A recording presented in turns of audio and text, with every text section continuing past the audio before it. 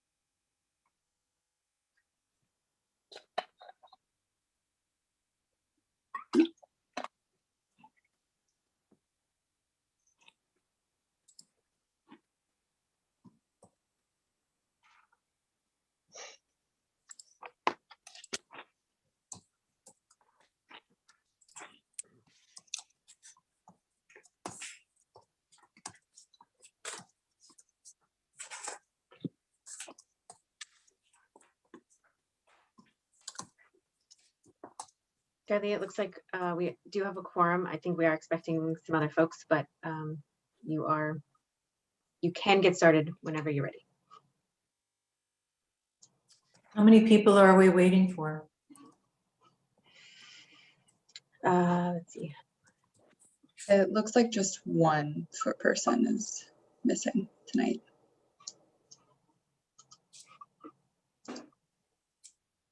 Is it Susie?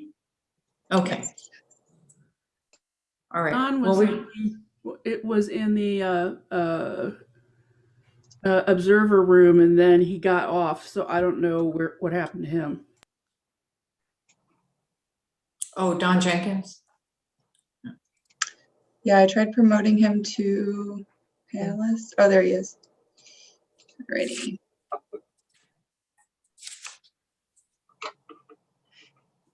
All right, well, why don't we start? I need to do my... All right, here we go. Okay, good evening. I now call the March 2nd, 2021 meeting of the Lafayette General Plan Advisory Committee to order. This meeting is streaming live on the city's YouTube and is also accessible by Zoom webinar, link to log in on the city's calendar. We will do a roll call for those committee members in attendance. Staff will read out the names. Committee members, when you hear your name, please affirm your presence. Christine Rasmussen. Present.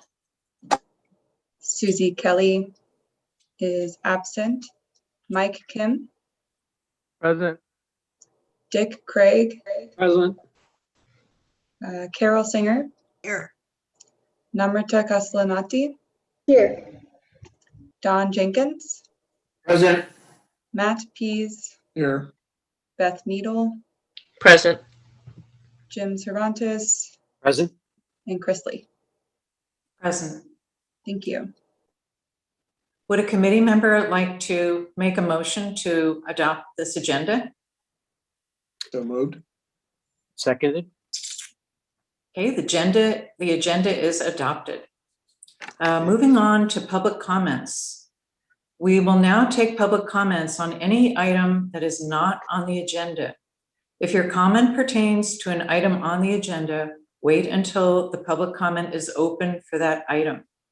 We are wanting to keep public comments to 3 minutes total, and please frame your statement in the form of a comment. Staff, do we have any public comments waiting? We do. Jeremy Levine would like to make a public comment, so I'll promote him here. Okay.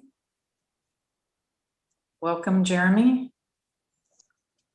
Hey, good to see you all. So this is going to be intense. Leave us alone and go destroy somebody else's town. These are the words a woman wrote to me over Nextdoor, a neighborhood-based online forum.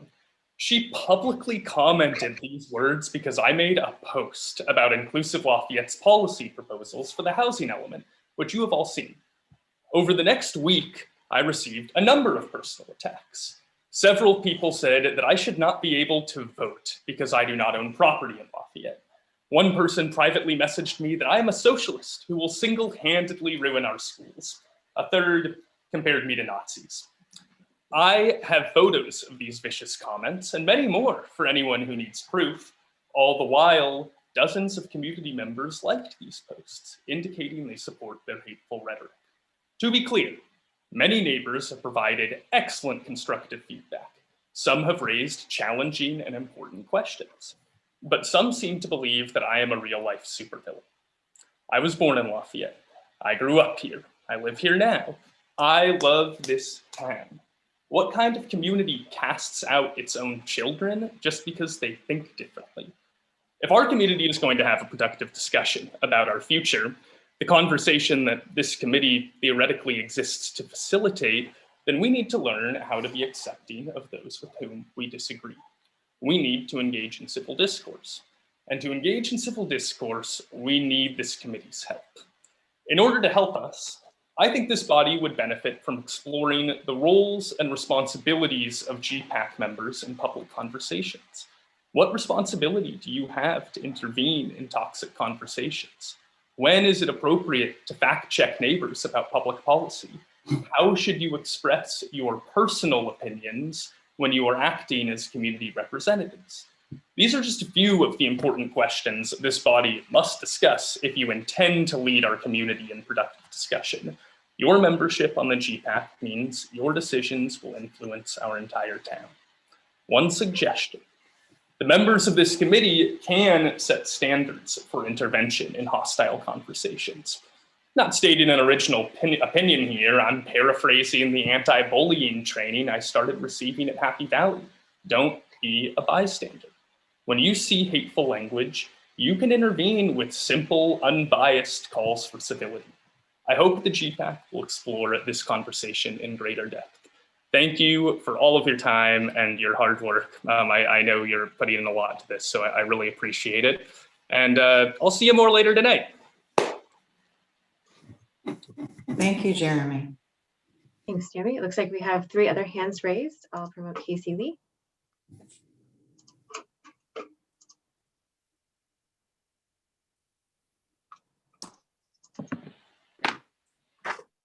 Hi there, good evening. I was wondering if I could cede my time to another speaker so that they may get 6 minutes instead of 3. Greg, go ahead. Is that, Well, the GPAC, so only the council has set their rules for public speakers to allow ceding of time. Got it. Planning Commission, Design Review Commission, all the others maintain a 3-minute per speaker. So at this point, you know, it's something that the GPAC could discuss, but that provision has not been established, I don't believe. So. All right, thanks so much for that. Thank you for asking. I'll probably talk later in the meeting. Okay, Elizabeth Osborne.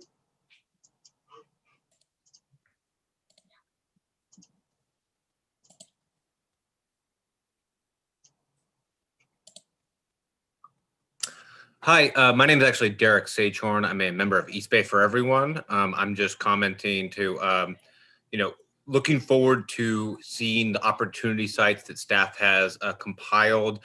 We sent a letter along with Greenbelt Alliance and Inclusive Lafayette back in December, and we really hope that staff has taken our advice in terms of opting into the BART site, including Missy Middle as an option as a transition away from downtown, and really focusing on feasibility, especially for low income sites in downtown. So I'm looking forward to seeing the staff presentation, and I hope that we can continue to engage, because we want Lafayette, to get it right and make sure that we get this affordable, inclusive housing for the community. Thank you. Thank you. And Remy Barrett, I will promote now.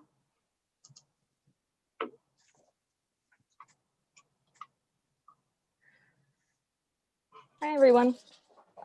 Does my time start right now? Yes. Okay. Good evening. My name is Remy, and I lived in Lafayette from the time I was born in 1996 to 2013. To provide context to my family's situation at the time, my mom worked at an architecture firm and my dad ran his own construction business out of our home. Using their respective skills, they built onto their first house in Lafayette in order to turn a profit. They then moved into the house next door, which had a bigger yard for their growing family. They worked for years building additions, and the house seemed to grow as we did. Following the economic crash of 2008, my dad's business began to suffer greatly. In addition to a newly diagnosed physical disability, his mental health began to then deteriorate. Over the course of several years, he spiraled until he was unable to contribute to our household financially, nor as a parent to his 2 children. This left the burden on my mom, who single-handedly supported the 4 of us and dealt with the debt my dad had incurred. In preparation for tonight, I talked to my mom and asked her questions about her experience being priced out of the area. She told me that she saw the writing on the wall, and we actually would have moved out of the area sooner.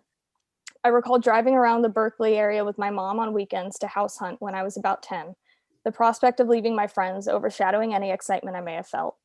My mom made a second effort at selling the house in 2012. Had we stayed in our home for 6 more months, we would have been faced with foreclosure. Instead, we took well below asking price, and the 4 of us moved into a 2-bedroom apartment nearby.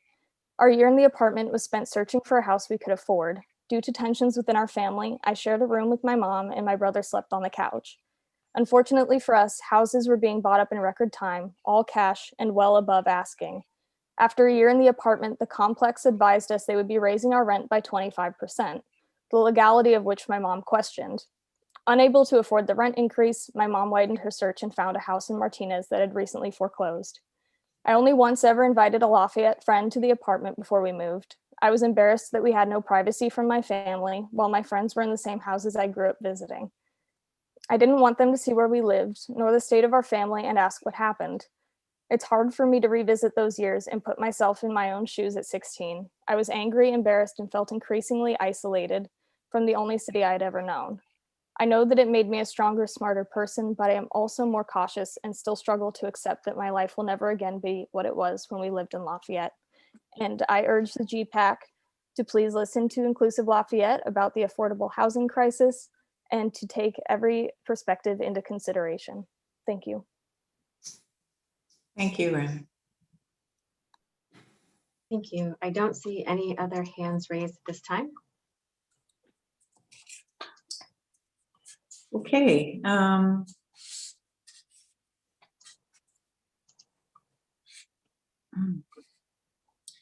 The next item, a set of items, are the commissioner activity reports. Our first report will be on the Burton Valley presentation, Housing Element 101, which occurred on, I believe, February 18th. And I do just want to reiterate that this section of the agenda is for anyone to make any comments about anything that they've done, but just ones we definitely know about, we put on the agenda. So Right. Chris was in attendance, as was Christine. Mm-hmm. So are we just supposed to report then? So we had 130 people, is that right, Chris? I think we did. Yeah, It was about 130. We had a pretty good question and answer session. I feel like it was a little bit on the short side because the presentation went a little bit longer, I think, than we were hoping. And then everyone had to leave for a meeting afterwards. So it was a little bit tight. So for future ones, I think we recommended that they were a little bit longer for the question and answer session. We got feedback on the website. We had some people put up some idea tiles, and I think Renata, you added a comment section, if I'm not mistaken. to the website so people could ask questions or comments. And I looked at the feedback Excel spreadsheet that was provided, and it looks like we did get a lot of good feedback. I think most of the people were very happy with the presentation. I did notice that there was one on there. Someone is asking about how we can have more inputs, maybe another meeting that we can set up as we go forward with this, maybe some more informational Zoom meetings for the respective neighborhoods would be a good idea. And because I think as we go on, people get more educated about what's going on, they have more questions and things change and things get added and taken away. So I think it would be a good idea if we could add that in the future. Perhaps we can think about that. So anyway, what else do you think, Chris? I agree with everything you said. I thought the meeting went very well. We had no idea what to expect. The question and answers I thought were terrific. People really thought about their questions. And I thought the staff answered everything beautifully.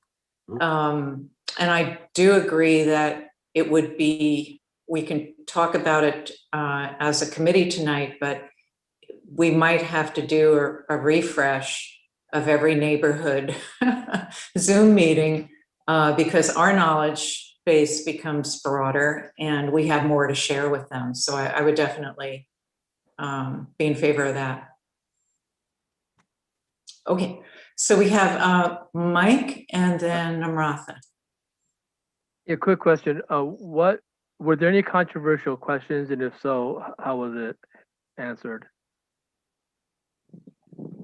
I don't recall any controversial questions. I thought they were quite straightforward and just about getting a greater understanding of the process and what exactly everything meant. I think it was more clarification questions from people.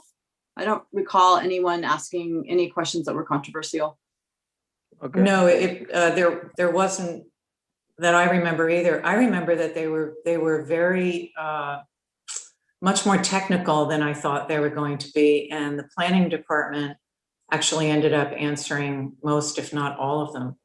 So it was really directed to kind of the nuts and bolts of the housing element. And so just one quick follow-up to that. So going forward, all of the neighborhood sessions, staff will be present? Yes. Okay, great, thanks. Yeah, so Mike, yours is coming up. The format is that we all open the meeting, the staff and myself and you at your meeting. We'll open it up, we'll talk a little bit, you and I will talk a little bit about ourselves and how we came to Lafayette. And then a video has been made by the planning department to take what the original presentation was and put it into video format so people don't have to repeat themselves. And it's actually quite good, and it cuts down the amount of presentation time so that you can have more Q&A. Great, okay. After the video, then the Q&A starts, and then we wrap up at about 25 after 7 with a little closing, with a little punch to go over to Engagement HQ and planlafayette.org and leave their comments and questions. Great, thank you for that. Okay. And Namratha? Yeah, I just had a quick question about how you guys set up the webinar. Was it run like a webinar, like where it was just you guys as panelists and everybody else was attendees, or like did you guys have people join and have it kind of more like a meeting? Well, they registered before, and they can register, I think, correct me if I'm wrong, right up to, the minute before it starts. So they come on and as I said, we do our intro. We try to give it a personal touch, and then staff takes over with their video and Q&A. But like the attendees, the people coming, they're not on the panel. Right. Unless they're the community. Yes. Okay. Okay, I was just thinking about that for the youth one coming up, and I wasn't sure if maybe we should just have everybody be there so it's a little bit more friendly seeming. Yes. And less informal, or like more informal, less formal. That's what I meant. I'm absolutely planning on being there. So as kind of your, sidekick or the chair of the committee, just to have another face from GPAC. Namratha, were you talking about the attendees being in the Zoom meeting instead of just viewing and only being in when they're asking questions? Yeah, I was wondering, is that a possibility? I think in theory it's a possibility. It can get a little chaotic at times, but I think we can talk about that and what you think makes the most sense. Okay. Is it that you want to know who came on as a participant? Not really. I feel like having everybody be there gives it a level of more informalness and a little bit. Right. It just seems more approachable for people my age to just see everybody. Right. And so that's why I was thinking, rather than making it like there's this elevated panel and everybody else is below, just kind of having it like a conversation where there are people, everybody's talking to each other. Yes. Do we have any numbers for the youth night in terms of signups so far? Yes, but maybe we should go over the downtown. We can Okay. talk Sure about that next.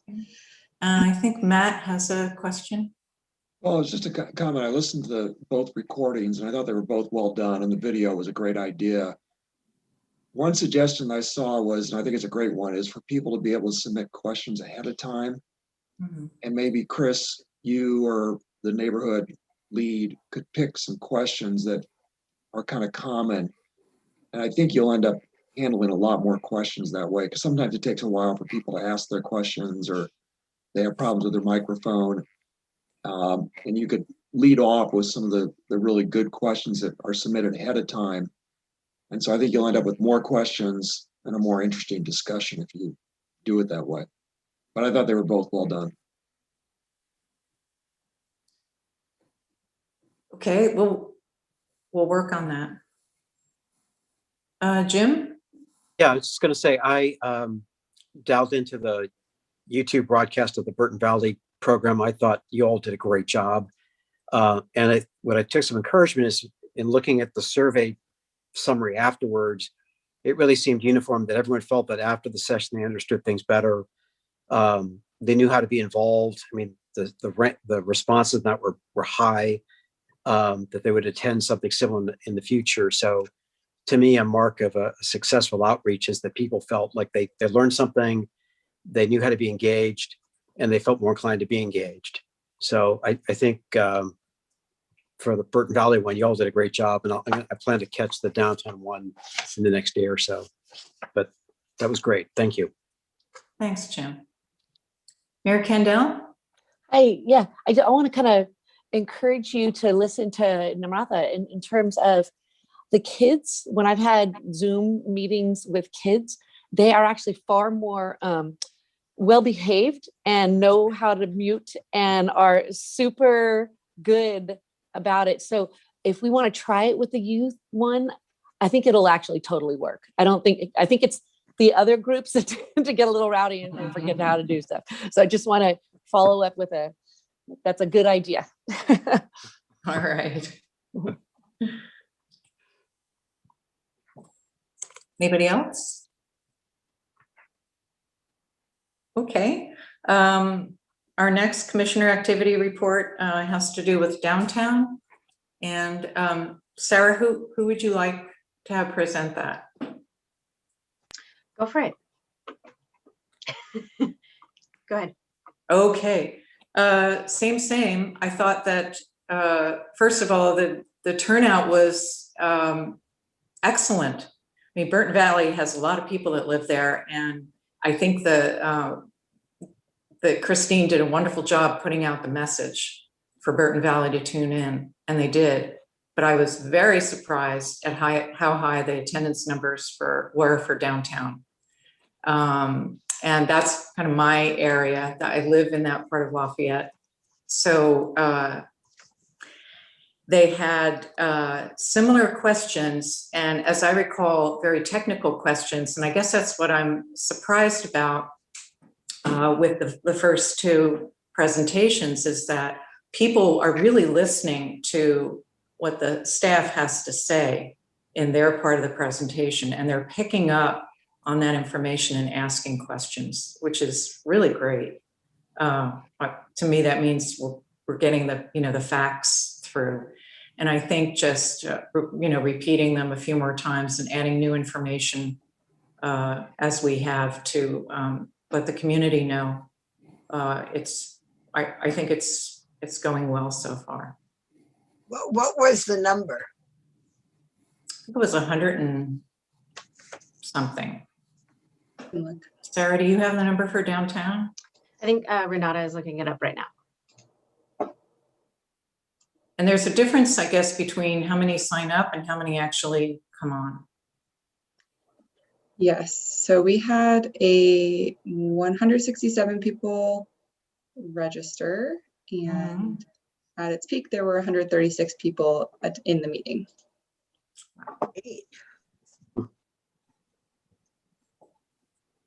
Great.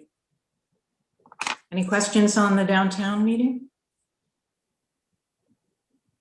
Okay. Yes, Don. Were the people from downtown, was it primarily the residents, or was it more of the merchants in the downtown area? I can't remember a merchant speaking, so I would have to think it's residents. Okay. Anyone else? Okay, does any other committee member want to make a report on their activity over the last 2 weeks? I do. Jim, I do. Yes. Hi, I just want to, I think my recollection is if you talk to someone from the community out there to let the group know. So I did have a conversation with Jerry Levin of Inclusive Lafayette. So I just wanted to report that to the group. And I think you understand kind of the framework that they're operating from, but it was a good conversation and I wanted to let the group know. Jim, do you think it's a good idea for some of the rest of us to talk to him? My view on this is that I'm willing to talk to anybody. Okay. And, I'm going to try to focus on the Release Valley area here, but I guess my take is that I really want to be as best informed I can of where people in the community are on all this. And so from my perspective, at least, I want to hear all voices. So that was kind of my framework. Okay. All right. Okay. And Dick, you had your hand up? Yes, just want to report that with Renata's help the other night, we had a good session with Transportation and Circulation Commission, walking the group through the housing element. So I don't think there was anything particularly earth-shattering, but general awareness and keep up with how things play out here and impacts on traffic issues and so forth. So more just general informative. That seems to be a big question from the community, is the impact on extra housing. Matt? Yeah, I had a couple of interactions. I also talked to Jeremy. And as Jim said, it's great to get another viewpoint. He's a passionate guy. He's got an interesting perspective on things. And just, it was good to listen to him. I would encourage people. I also presented to our Rotary Club last week. Seemed to go well. A lot of the typical questions we get, but they were very engaged, and Jim kept me out of trouble because he was there with me. And then Jay Lifson and I met with a couple of members representing the East Side Coalition, which is a business coalition, and homeowners. They were sharing some of their concerns and perspectives on the housing element. We didn't present to them, we just listened to them and helped them on some things and got some more information for them on housing by right, which they were interested in. Matt, how big a area does the East Bay Coalition? It's East Side Coalition. Or East Side. Yeah, so it's the east side of Mount Diablo. East End. East End. East End. And Jay and I are still scratching our head a little bit. We're not sure how big they are. Mm-hmm. and how many members are active. And it's a mix of residents and some businesses. I don't know how active they are, but there's a couple members there that are, Jay has been quite vocal in the past. It was good to listen to them. Good. Anyone else? Namratha, then Christine, then Beth. Okay, this is going to be real quick. I also met with Inclusive Lafayette, Jeremy Levine, and a couple of others. And then on the meeting on February 8th, I think, I talked a bit about this to the Youth Commission, and I invited them to come to the Youth Town Hall. So that's my activity report. Great. All right. Christine? I'm not sure if I should bring this up right now. I'm kind of moving backwards a little bit to the presentations, but one of the questions that I've heard from other people is if we could kind of explain to the people listening about what basically the consequences are if we're not following through with our numbers for the RHNA numbers. If we decide where to put the houses, where to put the units, the upzoning, and then it never happens, people are getting confused on what is the consequence of that. And I also would like maybe staff could explain the density bonuses a little more carefully or in depth, because I think it's a little bit confusing on what exactly that is. And I've had people ask me questions about that too. And maybe give examples. I thought maybe I think it's Madison Park. Is that the one by Golden Gateway over there? I think they use the density bonus and change things a little bit. And I thought that would be a really good example of the use of that developer, that they could do that if they wanted to. So anyway, sorry if I'm backtracking, but I forgot to say that. No, that's okay. And I've heard the explanation for consequences more than once, and I still can't explain it with confidence. So I think that's a very good thing for us to have in our hip pocket. And also dates, for example, by 2031, if they're not actually built, or if they are built or planned, or, just to give everyone a little bit of an idea of timelines and when things will happen if we don't do what we're supposed to do. So anyway, thank you. Thanks, Christine. Beth? Hi. I presented to the Lafayette Library Foundation Board at our meeting last week, which is made up just not of our board members, but of the county librarian, the city librarian, friends of the library. Then I spoke with people from the Historical Society about it, and maybe it's because of where I'm located, but I've been getting lots of comments and calls from people in the community about the project, and people are just real curious. And I'm agreeing with what Christine said. A lot of the confusion has to do with kind of the rules and regulations around this. Definitely density bonus, where the library is located, we're impacted by that all the time. And also impacts really big when you're talking downtown. So looking forward to tomorrow night. Great. All right. Anyone else?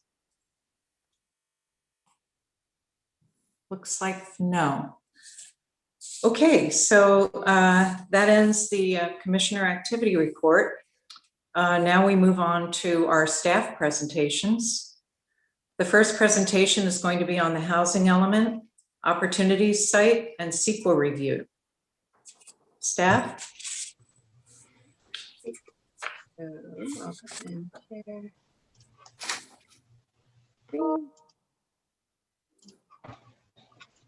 Great. So I wasn't at last meeting, but I did watch it. So it looks like you guys had a good meeting, but also needed a little bit more time to discuss and talk about opportunity sites. So there was a number of questions that we wanted to cover that you asked at the last meeting that we wanted to make sure we covered this time. Some of them around how the elements are related to one another and why we're looking at only one now versus the others. How do scenarios relate to GPAC's work? What is the timing for the CEQA analysis? What is the very high fire hazard severity zone, and what does that mean? What are the implications of that for development? And then talking about sort of a little bit more about the BART bill, which is AB 2923. And then can the state density bonus count towards RENA? And I don't have those examples, but I might be able to pull them up, the one that Christine just suggested as an example. So shouldn't we be talking about traffic if we're talking about housing? Yes, but ultimately housing has to come first because it is a mandate. It's on that 8-year cycle. And really a lot of the other elements all reference the housing and land use elements for the projected build out, right? So we'll know kind of what the traffic impacts are based on the number of units or the number of people that we're projected to have. And ultimately the environmental analysis will assess those impacts. And I just do want to mention that there are levels of CEQA review, and CEQA, for those who don't know, is California Environmental Quality Act. It's the environmental analysis that all projects go through. And so there's the programmatic EIR, which is the high level review. And then there's the project specific level review for each individual development as and when it comes in.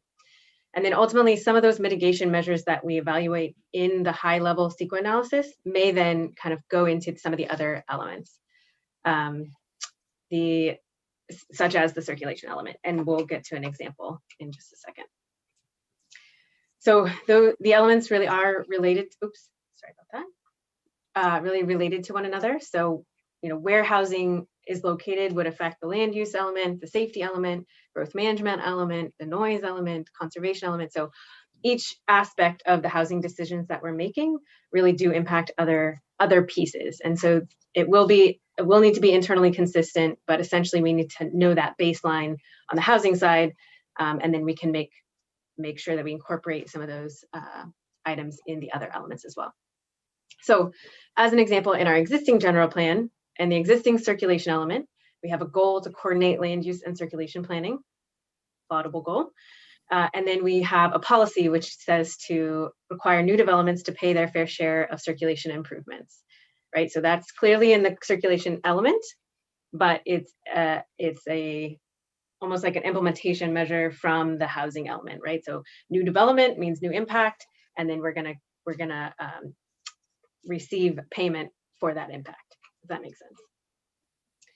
And then kind of more at the program level, ensure that new developments provide adequate on-site improvements like delivery access. So this is, as we're reviewing a site plan for a very specific project, do they have vehicle access, bicycle pedestrian circulation, other amenities for project specific. So again, big picture to the small.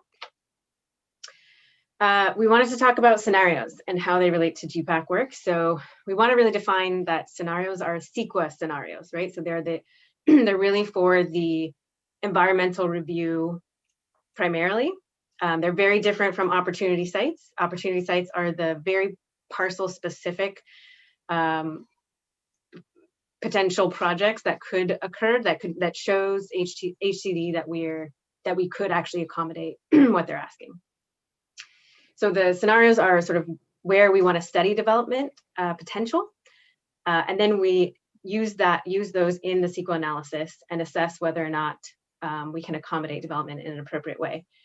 So we'll be considering the impacts and potential mitigations as it relates to the CEQA analysis for those scenarios, and then from that we'll kind of create a preferred alternative, which is a sort of a subset or a reduced version of that. So just to kind of put it in a different visual. So we have the overall environmental analysis is sort of the umbrella, which defines the entirety, like all the realm of possibilities. And we do this so that we can allow as many options as possible as we're kind of drilling down and getting the public input.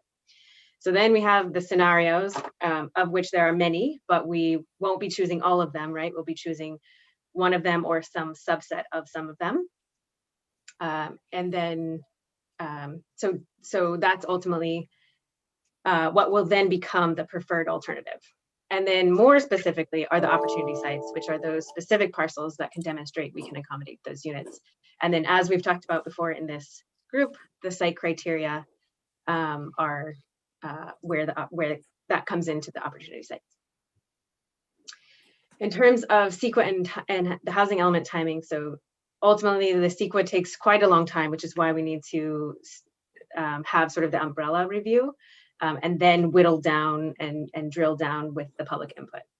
So on Monday's City Council meeting, we'll be discussing an additional potential scenario for the environmental consultant to study. So again, that's that big umbrella with a realm of possibilities.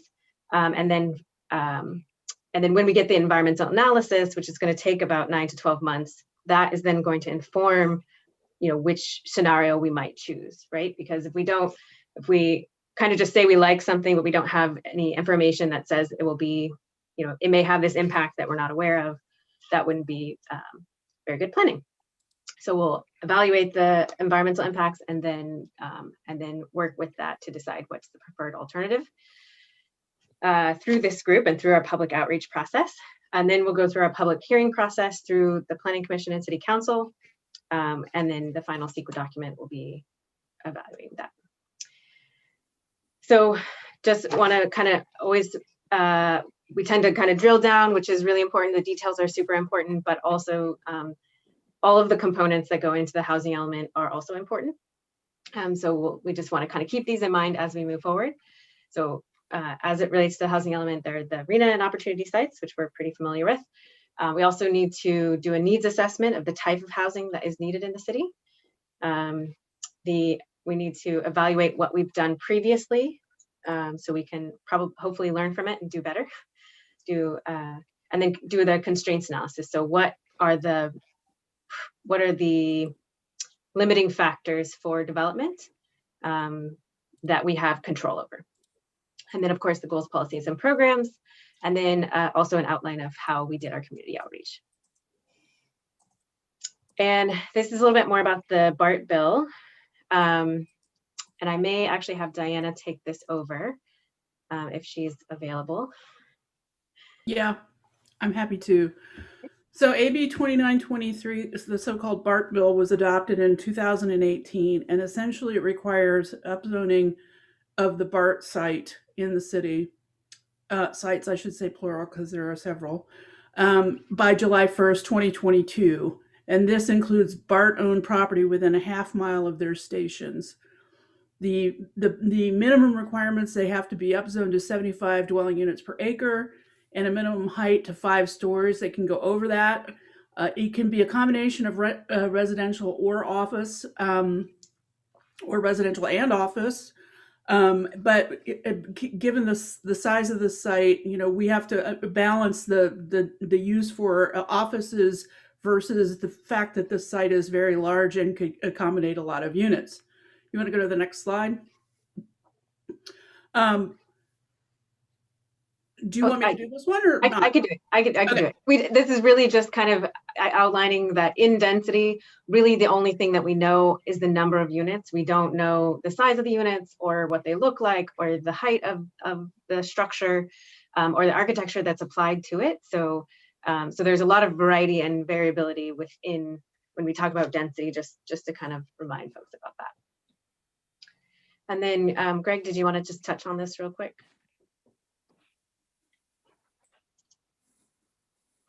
Surely. So as everyone on the call may be aware, Lafayette is significant portions of the community are within a mapped very high fire hazard severity zone. And so where that information comes from, CAL FIRE at the state did an overall analysis and published maps based on a multitude of factors, including accessibility, level of development, vegetative cover, aspect, slope, et cetera. And so those were published, and there are areas of state responsibility area and local responsibility area with respect to essentially who's the responding agency and who would be responsible for essentially being in charge of an incident. So following the issuance of those by the state, our local fire department, the people often refer to it as ConFire. It is the Contra Costa County Fire Protection District. They serve Lafayette and surrounding communities. They evaluated these maps on a more granular level. They actually went out into the field and looked, visited essentially all the streets in Lafayette and affirmed and slightly modified those maps. And then the city of Lafayette adopted those maps. So there are some minor modifications between the two, but we do have a locally adopted map. So there's not a strict and outright prohibition of development in a very high fire hazard zone, but rather new construction in those zones is held to a higher standard and must use ignition resistant materials, exterior materials, and do certain details which mitigate the risk of fire ignition. And so with respect to our community and how it relates to the housing element, fire risk will be evaluated in any area for potential upzoning. So it is part of the new CEQA checklist, and so will be part of the environmental analysis. And there is a provision in the BART bill that a community is not obligated to upzone areas within very high fire hazard severity zones. But if the community chooses not to do that, then those units would have to be accommodated elsewhere in the community. And then lastly, just because there's a community has a very high fire hazard zone doesn't mean that the community doesn't need to produce or accommodate the RENA numbers, the RENA allocation. So as previously mentioned, the ABAG MTC had a housing methodology committee, which had offered up a multitude of factors to consider.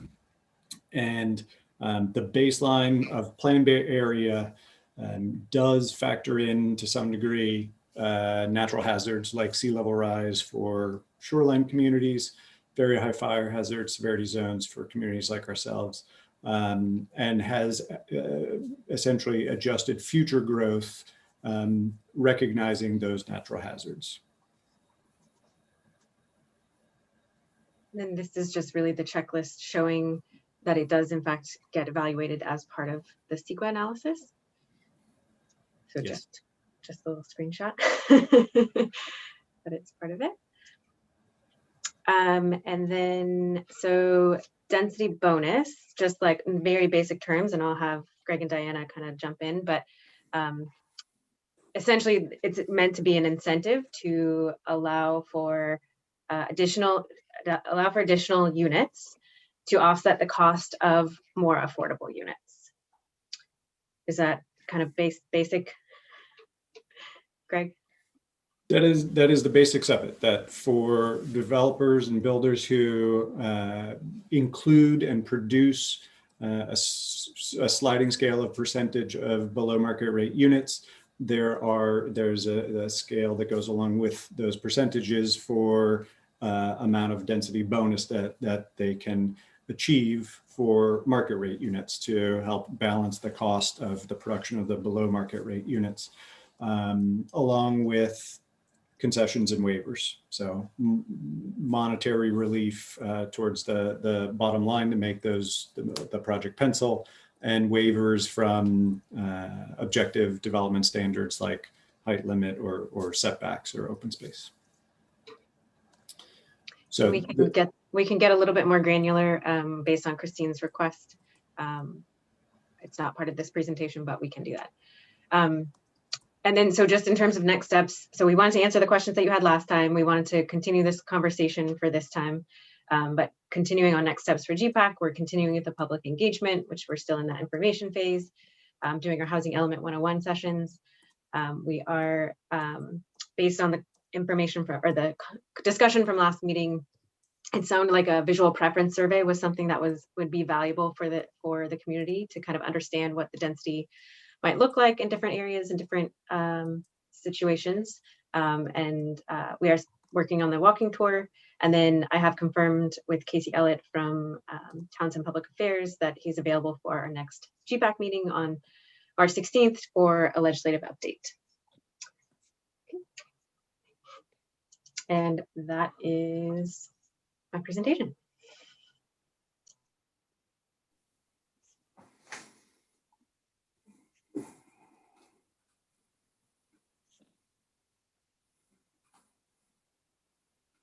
Chris, you there? Sarah? Sorry, Don, go ahead. And Yeah. after Don, Dick?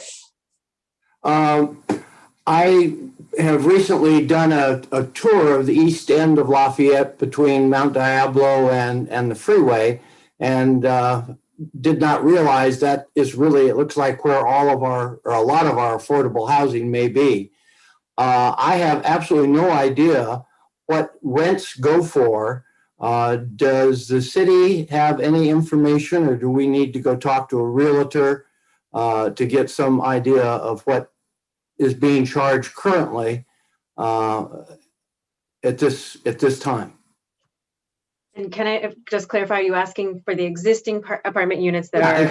existing units, assuming that is the lowest cost housing in Lafayette, what is that number wise? And then looking at the costs of new things, we've got the Dolores properties that are about to be or that are in construction. I'm just curious, we have the orders from the state as to the percentage that has to be affordable. But my sense is that we are pushing above what is considered affordable by the state in reality. And so how do you deal with that as you're building a new space? Sure. So I'll start and then I'll let Diana jump in. So the existing units, I don't have that off the top, but we can certainly get that information. Those are sort of affordable by design or become affordable because they're a little bit older. But with the new units, they're actually deed restricted. So it's a requirement. It's recorded against the property. It's deed restricted for 55 years or so, depending on if it's for rent or for sale. And there's a cap at which they can amount that they can charge. So is that it? So if it's deed restricted, that means that it doesn't make any difference what the market is. It's sort of like rent control. You can't charge more than X. Yes. Correct. For a very specific number of units. Right. Oh, okay. So unfortunately, existing affordable housing that is, people oftentimes refer to it as naturally affordable housing, is not something that the state allows, with very rare exceptions, for the city to count towards its RENA allocation. The RENA allocation is new production. The city, really, in theory, work to count some rehabbed units towards the RENA allocation. Essentially, those units have to be uninhabitable at the time that they're rehabbed. So if there are people living in them right now, they don't count towards the RENA allocation. So basically, the RENA number is a number of new units that have to be accommodated. Okay.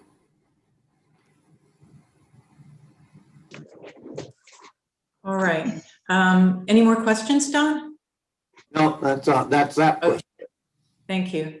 Dick, you had a question? Yeah, a couple of quick questions.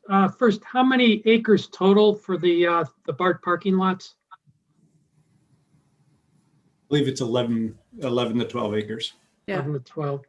And second, is the fire hazard map, is that out there publicly available? Is it on the city website or something? Indeed it is. If you visit lovelafayette.org/maps, we have a map room there, and it is one of those maps. Okay, great. Thank you. You're welcome. Okay. Anyone else have a question? Anna? And then Jim. Thank you. Greg, maybe that's something that can get put on the GPAC website, since it's something that I think a lot of people will be wanting to reference. Agreed. I was just making a note that in the FAQs, it should speak to that as an FAQ and link to the map. Perfect. Thanks. Thank you. Great. And Jim and then Don. Oh, Jim, I think you're muted. Okay, take two. I was just going to say this is a very helpful primer, and I think I'll likely come back to this again. This will be lodged on the GPAC site, right? I just want to make sure that I can find my way back to this because I'm sure I'll be going back to this again. The presentation, you mean? Yes. Yes, it will be on the meetings page, or Okay. it's not a page, but where you can find all the meetings. Okay, that'd be great. And then I think we've talked about this before, but with regards to the BART bill, AB 2923, there's nothing in there, as I recall, or you could clarify, parking for BART users. Is that factored into this mix at all, or is it silent on that? I believe the bill itself is silent on that, but we have expressed concern from day one with respect to this bill when it was pending, and subsequently in our dialogue with BART, and have expressed the absolute need for parking to be replaced to the highest degree possible for the users of the system. Okay. So to utilize that resource of this, multi-million, if not billion-dollar infrastructure, there needs to be parking for the users of the system. And so they have not, well, so they understand that need and would factor that into any project that they would bring forward in conjunction with a developer. Okay. And one last question on BART. BART said a couple of years ago went through a process to build solar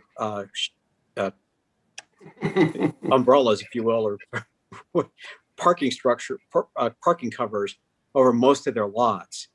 Has BART said anything about that? Because if you build anything there, that means those get torn down. Is that something that's come up with BART at all? I'm just kind of curious. Get a deal. They do acknowledge that is a long-term commitment for the existing portion of the parking lot. And so if a project were to come forward, they would need to resolve that with essentially the other entities involved with that. Right. And because there's a power purchase agreement right behind that somewhere, I would suspect, or something like that.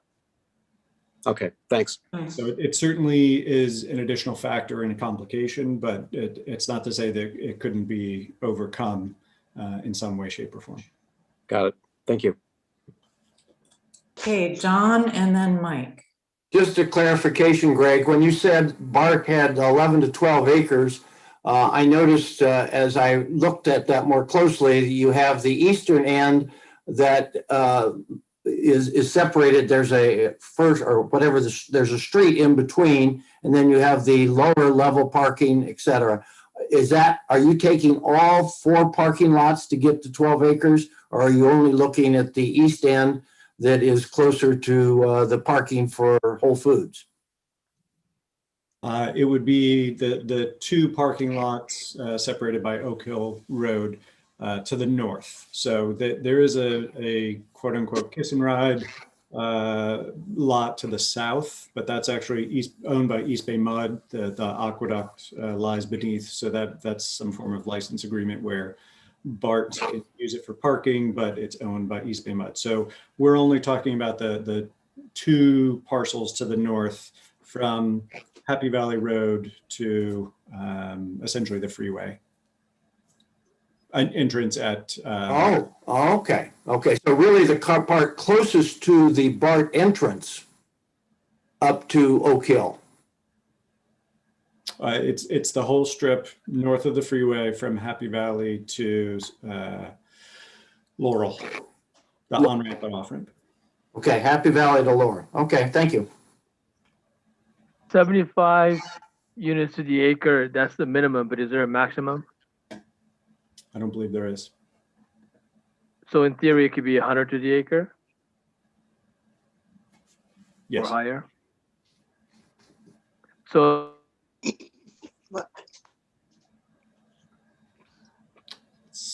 could we do it by massing controls? So zone by massing like it's done in San Francisco, and then mathematically deduce the potential density? I think you may have broken up partway through the question. So I guess my question is this. Could we say on the BART parking lot that we don't care about the density, 75 to the acre. We can demonstrate that through saying the maximum height will be 55 feet, effectively making it 4/1, as it were. Can we do it that way? I think provided that we can demonstrate that they could be built out at 75 dwelling units per acre or higher, yes, we could essentially do kind of a form-based code.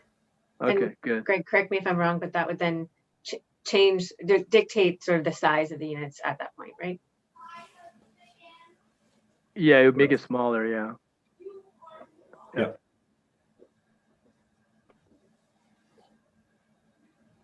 Hand up.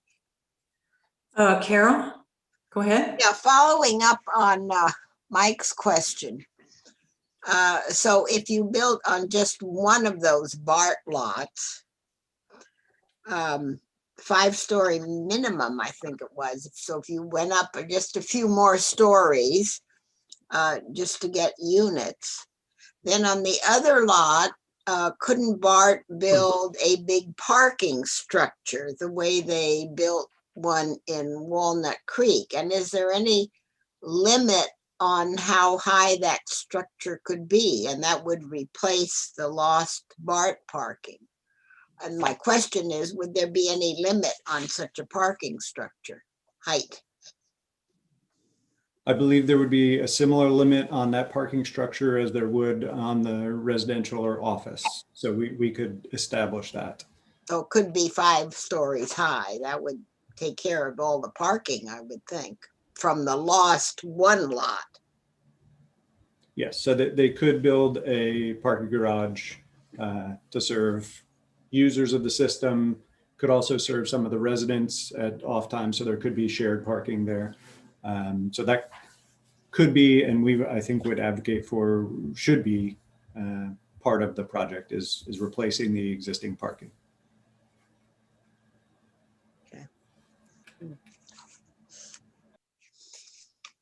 I had a question about Casey Elliott's talk. Is he going to be talking about SB 9 and SB 10? We can have him talk about anything you like. Oh.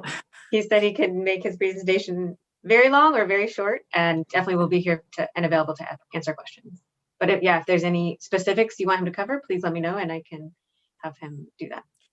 It seems like the housing element and ABAG and SB 9 and SB 10 is getting all mixed up.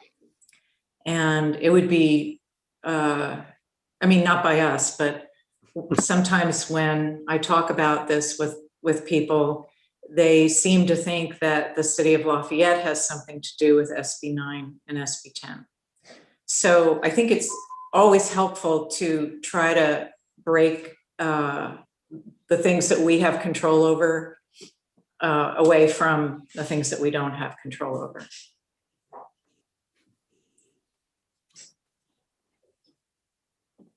I second that viewpoint. I think it's very, very important to stress and delineate.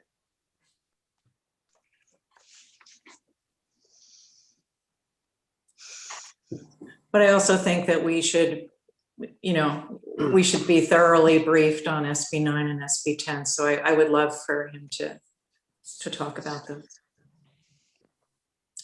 Okay, does anybody else have any questions before we open to public comments? No? Okay, so now we'll open our discussion to public comments. And again, comments are to be framed in the format of a comment. There are 3 minutes maximum, and we would love to hear from the public. So Sarah, is there anybody waiting to talk with us? If you would like to make a public comment, please use the raise your hand function at the bottom of your screen, or if you're calling in, use *9. I don't see any hands raised. Oh, there's one. Okay.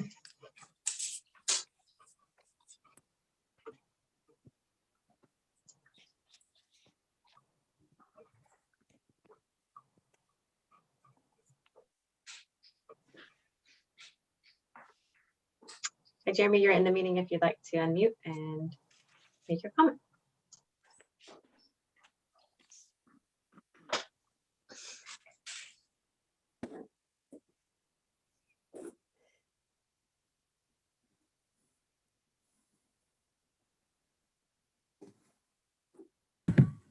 Sorry about that. This is Benji. So I'd like to talk about how the mission statement turns into our zoning code. Which turns, can you hear? So I just want to clarify that the mission statement is, we're speaking about that later on the agenda. So if you have a comment about housing element, opportunity sites. Okay, sorry about that. That's okay. Okay, we can move on. Okay. Any other public comments? I'm not seeing any hands raised at this time. Okay, I'll bring it back to the committee for any further comments on the subject. Anyone have any final thoughts? No? Okay. And then it looks like Greg has his hand raised, but I just want to also clarify that Christine requested a little bit more in-depth detail about density bonus and what that looks like and what that means. And then very specifically asking the legislative update to incorporate SB 9 and SB 10. Any other takeaways or additional pieces of information you need from us?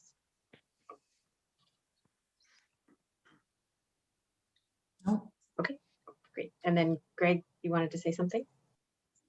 I need to hop shortly to go to my next meeting, but there was a question with respect to recent projects and the densities that have been approved of late. And you know, it depends on when you start counting, but in looking at a table of multifamily projects, it's right at 35 dwelling units per acre. So some are below and have been below, but some have also been above in the realm of 47, 48 dwelling units per acre, utilizing the density bonus. So we can bring back more granular information, but for now, that's kind of a number to be working with or holding in your mind. Can I say something? Yes. Greg. So I think if I think it's kind of confusing when we talk about 35 dwelling units per acre. I feel like it's kind of this number that's in that we're talking about. Is there any way we could give an example, like, once again, that Madison project on Golden Gate, we could say this is so and so, 35 dwelling units per acre, and this translates into a 4-story building with so many affordable units, so many below market, so many at market, just to give people like a picture of how much that really is. Or could we even show a picture of what a 35 unit would be? I know they can all differ, but I don't know. I feel like when we just say 35 units or 75, right, that doesn't really, I have a hard time picturing what that really means. So what's a 5-story? How big would that be? If we could just use average, maybe Michael can help with that too, since it's just hard to visualize. And I know, I kind of been learning all this, but it's so hard to see when someone says 35. Yeah, so 35 to mean? the acre is somewhat meaningless from a developer's perspective, because it's in between two different product types.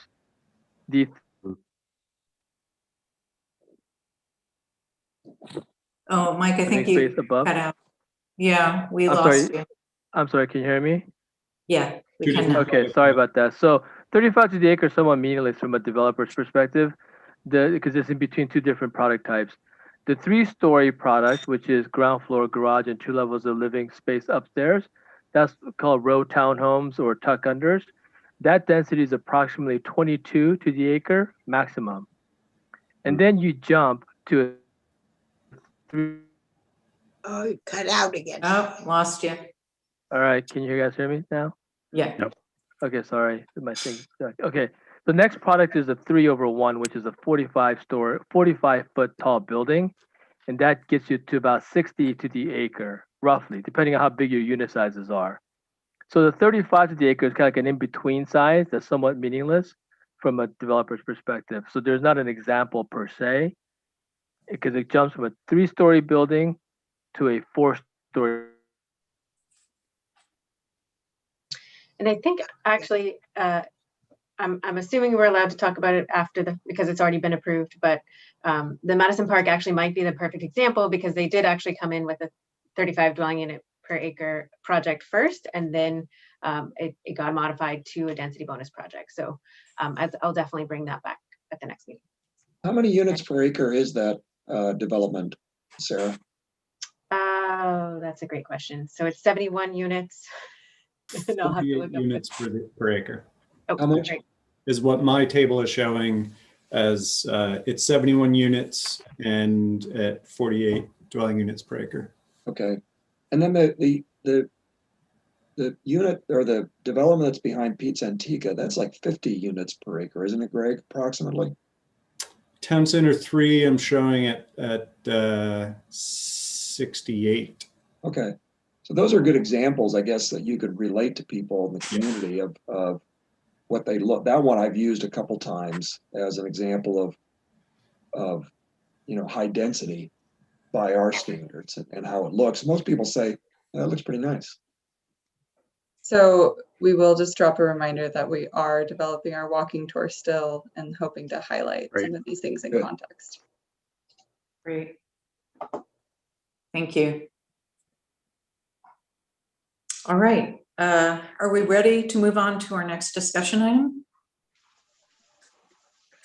Which is city mission statement update. And I'll turn that over to Matt and Jim and Namratha. And I can start off here and then hope that Matt and Namratha bail me out as I go along here. But the packet, we included a couple of things. One is a graphic that Jamie Harris, the consultant working with us, put together to try to illustrate the distinction between vision, mission statement, or mission and values. This is a topic that came up in our last session. And then there's also a sort of a survey of what other communities in our area have done with regards to this.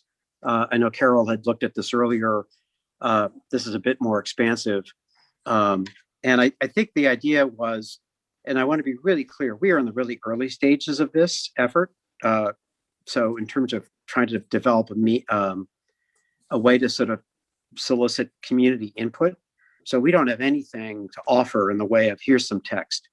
But I think maybe as I thought about this, and again, Matt and Namratha, please chime in if you wish, but you could think of a value as something like we value transparency or openness. Something in a mission statement might say that city government will work to provide open and accessible information for the community.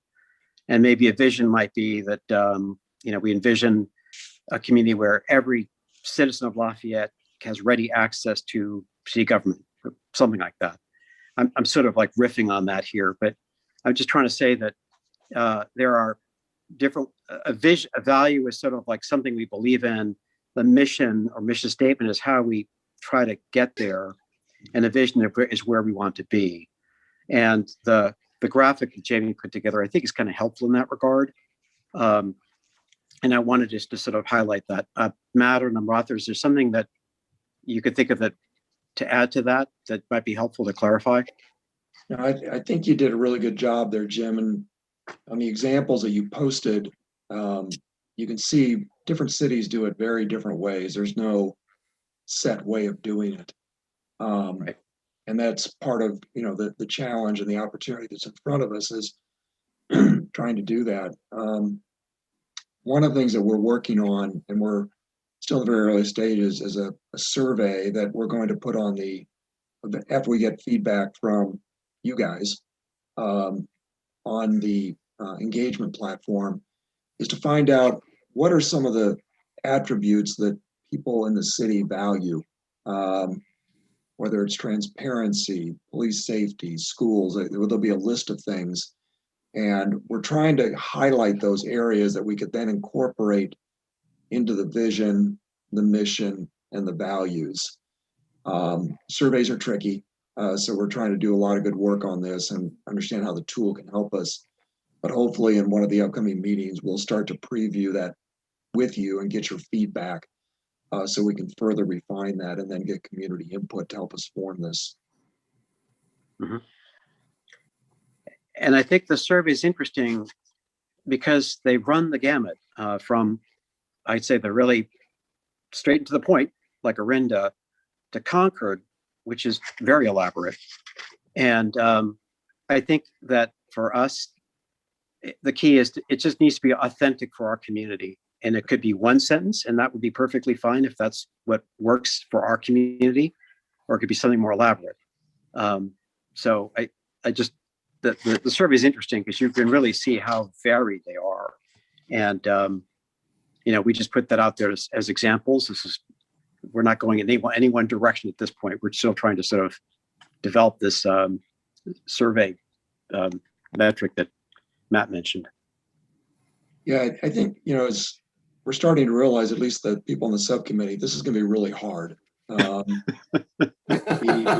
semi-rural vision that has been around for a long time is deeply embedded. Yeah. And is used to, I think, stop things more than start things. And I'm not sure how aspirational or inspirational it is, but it's one that people quote quite frequently. So we collectively have our work cut out for us on this one. Yeah. Yep.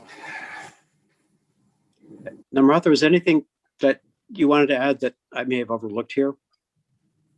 He dropped off the call a little bit ago. Okay, thank you. So Namratha, if you're an attendee, please raise your hand and we can let you back in. I don't see her. Okay, all right. Okay. I have a question. Yeah, go ahead, Mike. And so does Carol. Carol's next. Carol, you want to go first? Go ahead. You go ahead. Okay, so my question is. Can't hear. Cut out again. Yeah, cut out again. Okay, can you guys hear me? Yeah. Yes. Okay, our city's vision statement says more than semi-rural, but that word is what's used, all the time. Yep. So I think that we just need to be very selective in our choice of words so that we don't have this one single catchphrase that everybody, sticks to when in fact says more than just semi-rural. Right. Yeah. It's good feedback. Carol? Well, I did a survey of the plan, of our general plan. I can't find it right now, but used not as much as semi-rural, but as small town character, preserving the small town character. You'll find that used a lot in the old general plan. So that was, acceptable at that time and sort of went with semi-rural, but has a different meaning than semi-rural. And then I had a question. Thank you for all your work on this. Yes, you do have a lot of work to do. But I noticed the diagram in the front has the vision, I think, on the top. And I was just curious. Then if you look, Walnut Creek, the mission is first, then the vision. And Concord is the mission first, then the vision, or you end up with the mission. Are you saying on this you're going to end up with the vision rather than the mission? Or the what's called the mission statement is going to be replaced by a vision statement first and then the mission statement? I'm a little confused. The general way people do this, Carol, and you can do it any way you want, I guess is the short answer. There's no hard and fast rules, but typically, the vision is where you're going to end up. The mission is how you're going to get there. And that's why people classically keep the two separate. But I've also seen people merge them together and say the same thing, Carol. So unfortunately, the rules are very vague and people do it different ways. Right. Oh, so you're not sure how you're going to end up? Not yet. I always believe vision and mission should be separate, but that's a personal belief, having done this before. But people do it different ways, Carol. Jim, I don't know, you may feel differently about it. Yeah, I think this is as much really more art than science. Yes. And, I think that cities come. Oh, it went off. I lost you. You froze. And you'll note in some cases that that's all that some of these cities have, period. And Yeah. others, it really is all over the board. And I guess I just keep on coming back to thinking that, and maybe that's all we end up with. And that could be fine, as long as it's authentic. And, I think that's the whole idea here. Okay, I just, since incorporation, we've had a mission statement. I just, you might want to be aware of that if you're going to change it to something else. In addition to changing the words, you might get a lot of feedback about, what's going on here. Oh, yeah. Yeah. Oh, yeah. Mhm. Yeah. And we're sort of, again, working on that. I'm trying to find the right word to describe that survey instrument, whatever the right term is. We had, I thought, a really productive conversation with the mayor to get her thoughts on this, and they're kind of folding that in. I think we'll put that out there as that's where we are right now, or what has been since 1968, and then try to solicit views on how people respond. I think key community. Oh, we missed the last part of what you were saying. I was kind of rambling on here, Chris. I think that we had a really productive session with the mayor, got her thoughts on this. I think we're going to reference the existing mission statement, but also look to ask people to comment on or give their thoughts on other key terms or concepts and offer their own that we could try to sort of fold into something new. So just in terms of length, I noticed that, Lafayette's current mission statement, Orinda, Moraga, Danville, all pretty short, very general. And the two larger cities here, Walnut Creek and Concord, it just goes on and on about how they're going to achieve their goals. And I guess in my experience, the more you say, the more you're held to it. And so that can get you into trouble sometimes. Speaking of vision, do you envision short, medium, long? Short is good. Mm-hmm. Short, succinct. Yep. Yep. Yeah. And pithy is beautiful. Yeah. I mean, there could be conceivably, back pages that maybe explain in more detail the thinking that we collectively put into why we came up with the vision, so that future people can reference that. But there ought to be a very succinct one-page summary that is very short. That's the best way to do it. Yeah, I think that would be very good, because what it says here, a vision is an image of the mission accomplished, the ideal future state. Right. With all the apartments we're going to get, I don't know how you're going to state the future ideal state of what our citizens will think it is with all the apartments and everything coming up. I don't know. Well, I think, Carol, that's It won't match. That's the community input we need, because some people actually want that. Yep. Because they want to live in the city and they can't afford to. It's Right. not bad for everybody. So that's the input that we're going to need from people as to the vision is, let's make this a great place to live. That's a vision, but that means different things to different people. Mm-hmm. For sure. It's a very good point. But that's a good question. Is it a vision statement that captures the sentiments of the current population, residents, or is it a vision statement that endeavors to capture the sentiments of the current population, current citizenry, and the future citizenry? Good question, Mike. I don't think we've thought through how to get input for people that would be here in the future. That's Other than engaging the youth. You can't serve Yeah. it that bad? Oh, okay. I think you should join us, Mike. No thanks. You guys have a tough job. No thanks. I think you really want to be with this group, Mike. I don't know. Yeah. Yeah. I think he's asking, Jim. I think he is too. Think about it, Mike. There you go. Yeah. That, Mike, that's a good point, though, is how do we think about in the future, people that aren't here today, what would they want to see in this city as a vision? That's a great question. It's going to be different than the people that were here 40 years ago and the people that are here now. They all probably have different views. I got to think that through. Mm-hmm. Yeah.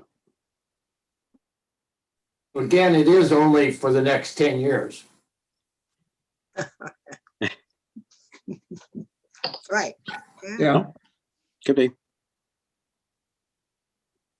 Well, it's a 20-year plan, though, isn't it? Oh, okay, 20 years. Then. 20 years. That'll go by. I'm only here for the next 10. Oh, come on, Don. That'll go by in a flash. Yep. Anybody have any other comments before we open it to the public? Okay, thank you for your report, subcommittee. You're doing a great job.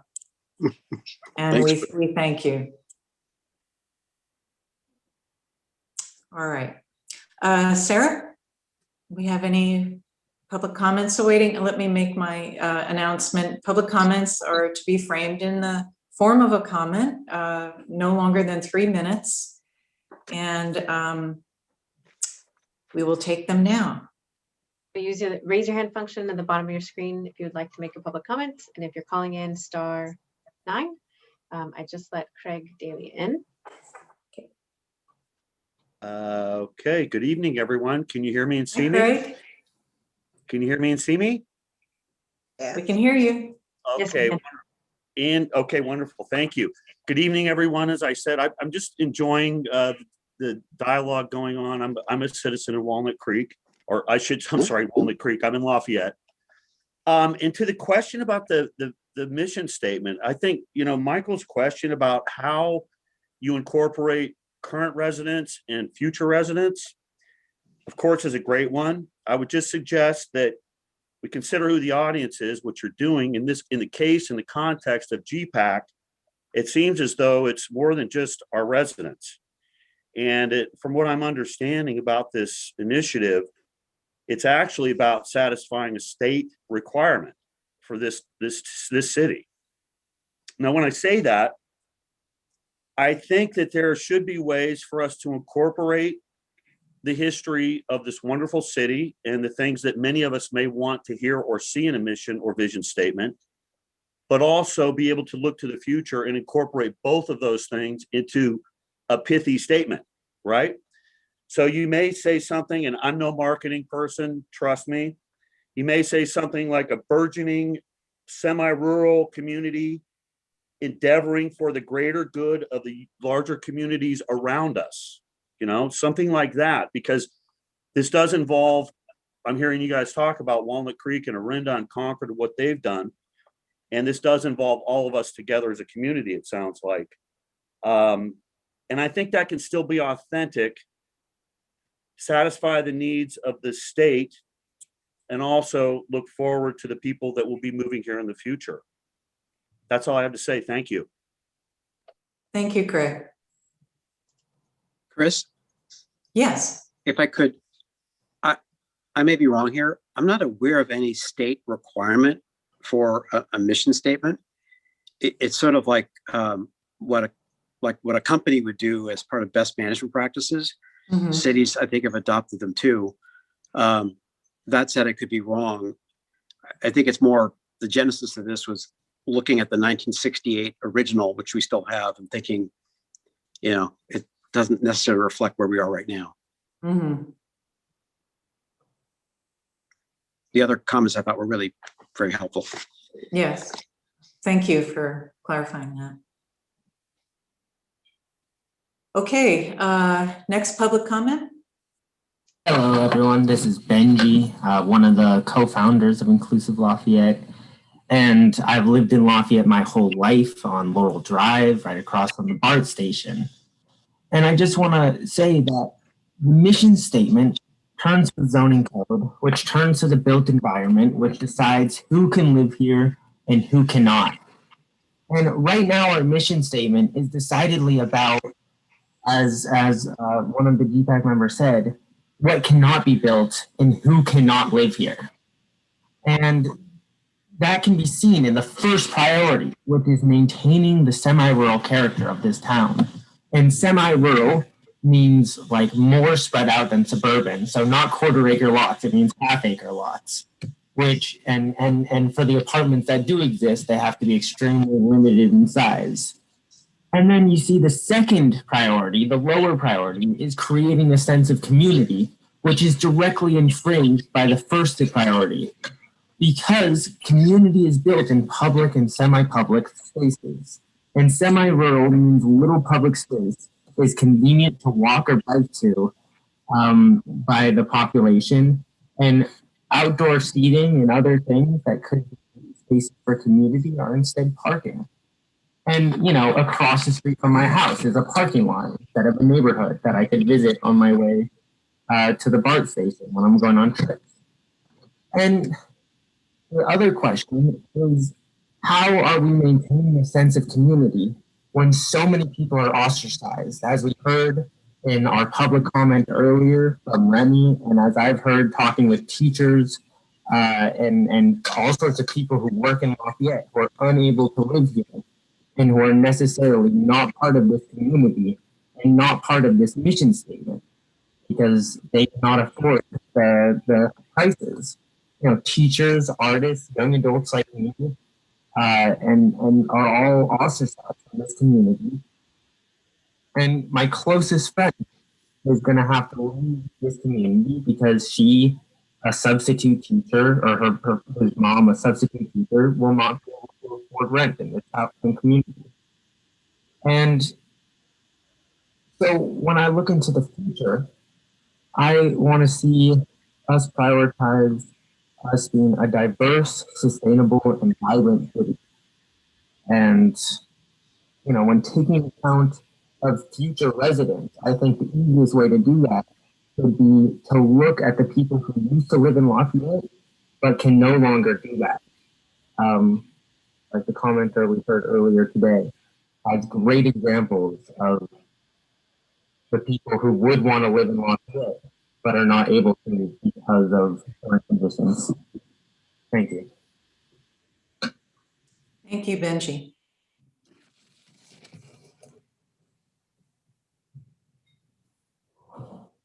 Sarah, are there any other public comments waiting? There are two more, Gabriel Newman and then Casey Lee. Oh, and a couple more that have raised their hands.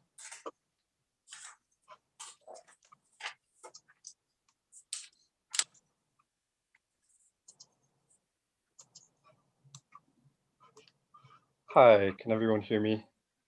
Yes, we can. Yes. Great. Hi, everyone. My name is Gabriel Newman, and I'm here as a representative of Inclusive Lafayette. Esteemed members of the GPAC staff and Mayor Kandel, words hold power and shape our thoughts and ideas into the actions we take. Hardly anywhere is this truer than in a mission statement. Our values as a community are laid bare for all to see. As Lafayette's mission statement exists now, vague language surrounding preserving the semi-rural character of the community hints at underlying, seldom spoken of problems.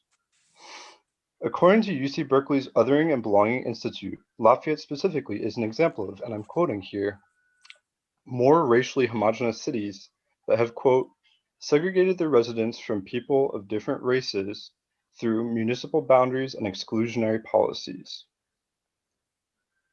I do not believe for an instant that segregation or racism are values that a majority of our citizens here in Lafayette hold.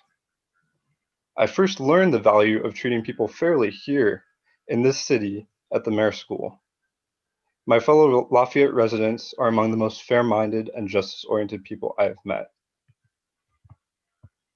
But it is clear that our values are not represented in our mission statement as it exists now. I suggest that we change our mission statement and our attitudes from grassroots to the top of our hills. I propose we do this by explicitly affirming affordable housing, finding and upzoning regions of our city for multifamily housing, and taking a bold and clear stance in favor of inclusive policies in our city. Lafayette can and must do better. I know this community can live its highest values of liberty and justice for all. Esteemed members of the GPAC, I'm here simply to ask that you use our mission statement to help transform our city from a bad example to a role model for other cities like ours throughout the Bay and across the country. Thank you all for the hard and necessary work you do. I yield my time. Thank you. Thank you, Gabriel. And Chair Lee, if you always just want to ask if there's questions, I forgot about that part. Questions for the speaker. Questions to the speaker? Okay, thank you, Gabriel. KCV is entering the meeting now. Hello again. My name's Casey. I'm also a board member of Inclusive Lafayette. Thank you so much for having me tonight. I would like to first start with a land acknowledgement. The land discussed during this call is an occupied Miwok land. Personally, I'm calling in from occupied Ohlone land. I would also encourage folks and others listening in to visit native-land.ca to learn about the histories of the lands that we're on and how to actively be part of a better future together. My greatest concern regarding the mission statement is about the beginning of sentence 2, quote, Lafayette shall endeavor to maintain the nature of the community, which is then referring to sentence 1, the semi-rural character. Maintaining semi-rural character is essentially saying that we should prevent any other sort of character from developing in Lafayette, which makes me wonder what sort of messaging this is sending to folks who hope to move and live and thrive in Lafayette someday. Therefore, I kindly ask the GPAC to reconsider the language in maintaining the semi-rural character of Lafayette in our mission statement. As I do acknowledge that referring to the history of our city is important, I do think we should shift our language to instead be more community building rather than community preserving, so that we're more welcoming and inclusive for folks of all backgrounds and identities, and also for future generations. Thank you. Committee, any questions for Casey? Christine? Hi, Katie. Casey, sorry. Could you tell me that website again, please? The native, you said? You cut out on the screen, so I couldn't hear it. Yeah, for sure. Native-land.ca. You can enter your zip code and it will tell you the list of Indigenous lands we are occupying in our homes. Good. Thank you very much. You're very welcome. Thank you. Any other questions? Okay, thank you, Casey.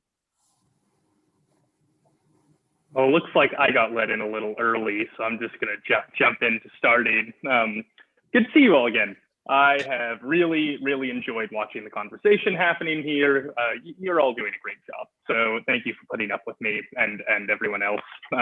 Thank you for listening to us, I should say. So a few considerations for our mission.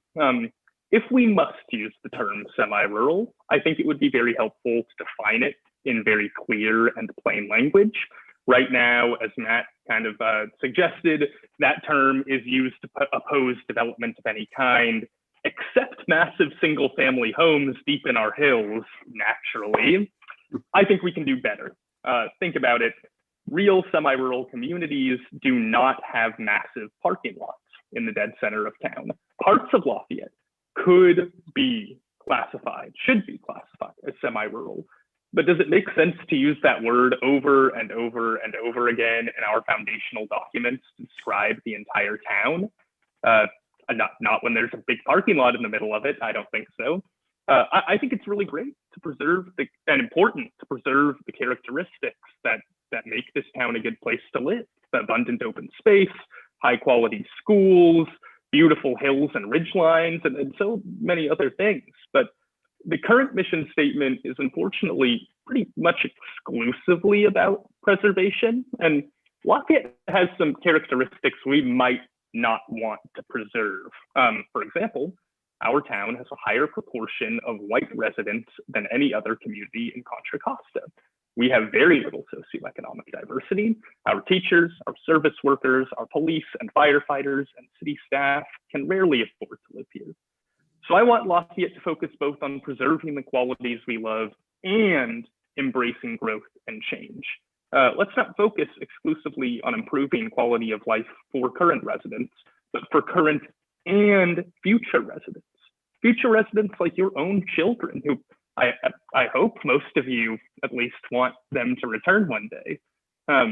I'll have more for another night, but I think I've taken up plenty of your time now. So thank you so much for your dedication to this process, and keep up the good work. Thank you, Jeremy. Does the committee have any questions for Jeremy? Okay, thank you very much. Enjoy your evenings. Kathy is coming in. Okay.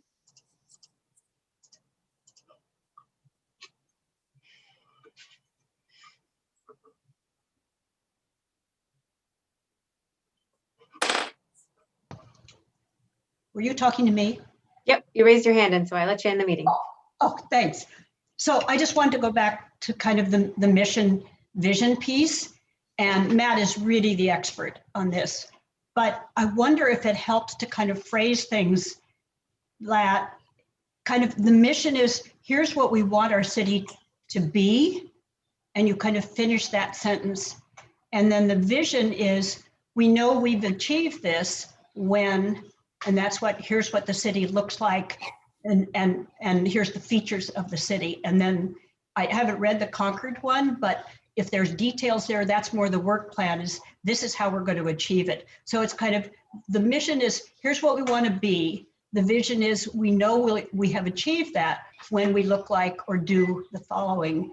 And then the work plan is, here's how we're going to achieve that. So that's just a thought of maybe one way to frame that. Good feedback, Kathy. Thank you. Well, you're the expert, Matt, on this, but that was just kind of trying to think. That sounds like a setup to me. It doesn't work, it's Matt. You know, I wash my hands of it, but I was just trying to think, how do you frame that? Because this happens always in strategic planning, of kind of mission, vision, and how does that all fit together? And it's always a tough one. And that's kind of how I've thought about it, is here's what we want our city to be.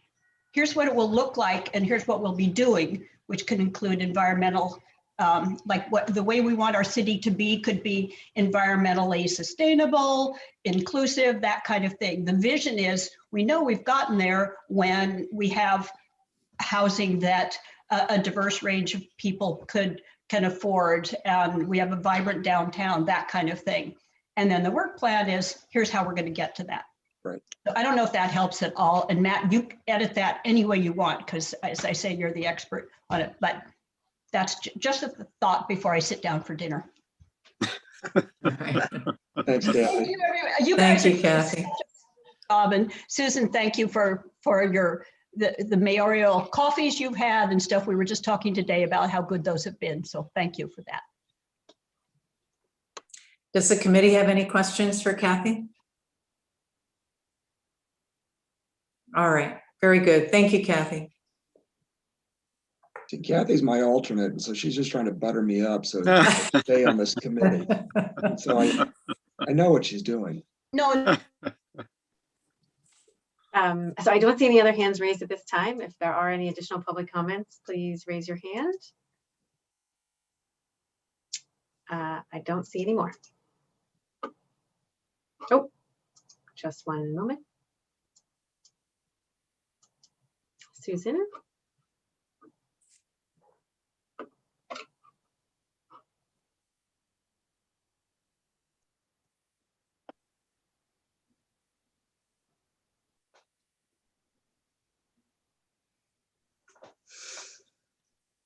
Susan, you're in the meeting if you'd like to make your public comment. Sorry, I didn't hear you. Yes, I think it would be extremely helpful to receive, for the residents and homeowners, to receive from the city a complete and thorough questionnaire some informational verbiage regarding what's been happening and what the state is requiring, and then a questionnaire for the residents and homeowners to respond to all of these issues that have been brought up. I don't know if that's a possibility or not. I don't think I'm supposed to ask a question, but I just rephrase that as a comment. I think it would be super helpful so that people are informed. And Susan, can you just say it once more, because you were breaking up a little bit in between? I'm sorry, it seems to be the theme for the evening, breaking up.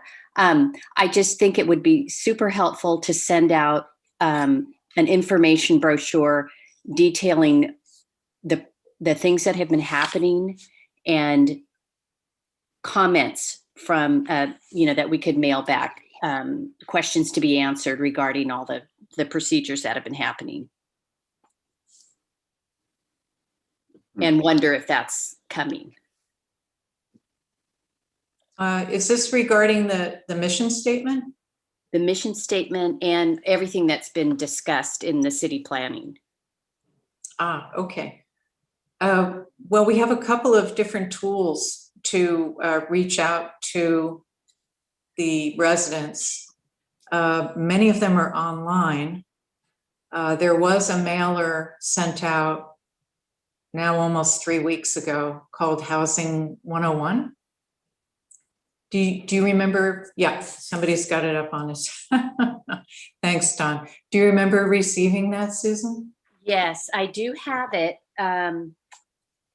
but there's no questions in there or a way to respond. The only, a lot of people wouldn't have time, or, it's kind of something that they might not research about joining these meetings. Right. So what we've tried to do, not only for COVID, but for ease of getting responses, is to put most of those tools online. And there should be information in that brochure you got. planlafayette.org is the website. It's a sub website of lovelafayette.org. You can find it a couple of different ways online.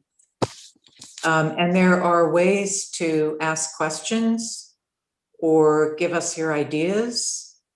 And a lot of information about the housing element, what we're talking about here. What is ABAG? What are the RENA numbers? What is our responsibility, etc. So if you can start by looking at the website, and if it's difficult to find the information you want, let us know and we'll try to find another way. There's actually a few more meetings coming up. They're not GPAC committee meetings, they're actually neighborhood meetings. There's one a week from Thursday for the Acalanes Valley and Happy Valley, but it doesn't matter. You can go to it even if you don't live there. And then on March, I think it's 18th, there's another meeting that Jim Cervantes is doing. Michael Kim is going to do the Acalanes Valley meeting. Jim Cervantes is doing the Release Valley meeting. And those are wonderful experiences because you're on with over 100 different residents of Lafayette. So you can actually listen to each other asking questions. Does that help at all? Yes, no, I'm informed, and my husband and I tune in and go to the website, but I think there's a lot of people. But honestly, the first time I heard about the beginning of this plan for Lafayette was a neighbor who came to my house and told me, when was that? A month or more ago, about the first initial Zoom meeting with the mayor, Susan, and we attended that meeting.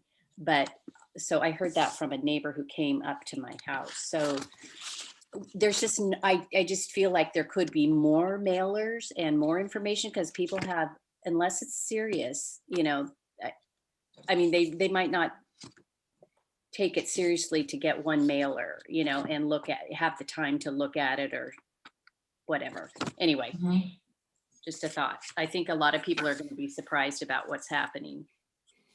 Thank you for that feedback, Susan. We definitely will take a look at what else we can do. And I'll also mention that we will be sending out the vistas. We'll also have a section and a segment on this topic as well. So every household gets that mailed out as well. Perfect. But just like you learned about it from your neighbors, please tell your neighbors too. Right. And then their neighbors will tell their neighbors, and hopefully everyone will hear about it at least 7 times. Thank you so much. We really appreciate that. Thank you. Excellent. Thanks, Susan. I don't see any other hands raised at this time. Okay, well, we'll bring the conversation with the committee back to the topic, the mission statement. Anybody have any more comments, questions? I have just a thought, and this is a reminder to myself as it is for anybody else, but I think one of the challenges that we have is to kind of keep the public input in balance. In other words, the loudest and most vociferous voice doesn't necessarily capture the sentiments of our entire community.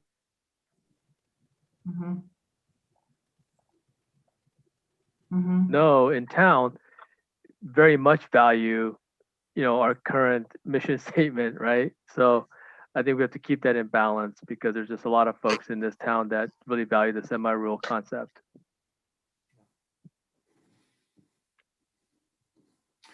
I think Worship did make some very poignant ideas that I hope you can bring in, and she gave you some very practical steps, it seemed to me, to come to a conclusion. That you are dealing with a very, very difficult task, and I thought she did a wonderful job of trying to simplify and clarify. Instead of a question maybe for Sarah, the Lafayette Vistas, I think that's important. People really read that. It's more passive, if you will. We can't over communicate what's going on out there. Any idea when we could expect to see that? I believe it should hit mailboxes end of March. Okay. I think that'll help a lot.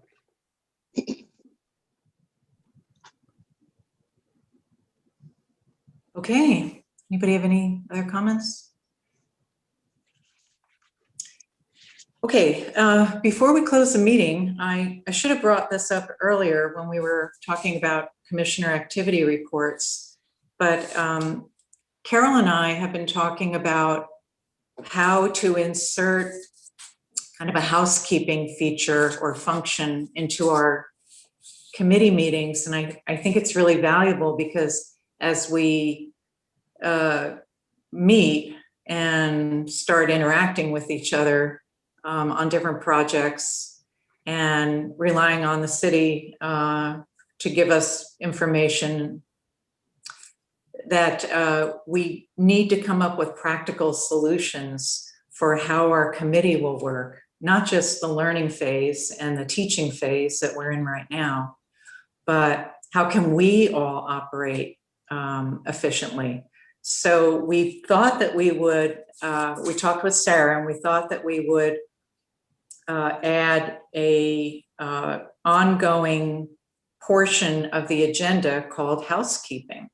And it would go where the commissioner activity reports go right now. And it would give us all an opportunity to make suggestions about how things are going, information sharing wise, et cetera, with the committee. Carol, would you like to say a few words? It was your idea. It's a great idea. I think that would be wonderful. I don't know about all of you, but I've had, you know, quite a few things that I think involve the whole committee of how we're operating. And, you know, we don't know, I don't know what you all think. And Sarah put out on our, not on our agenda, but on the meeting notice, some of this about concern about the time frame within which the material was provided. and concern about the amount of agenda items and length of meetings. Some of these, there are quite a few other things, and people have mentioned them and we never get to discuss them as a committee.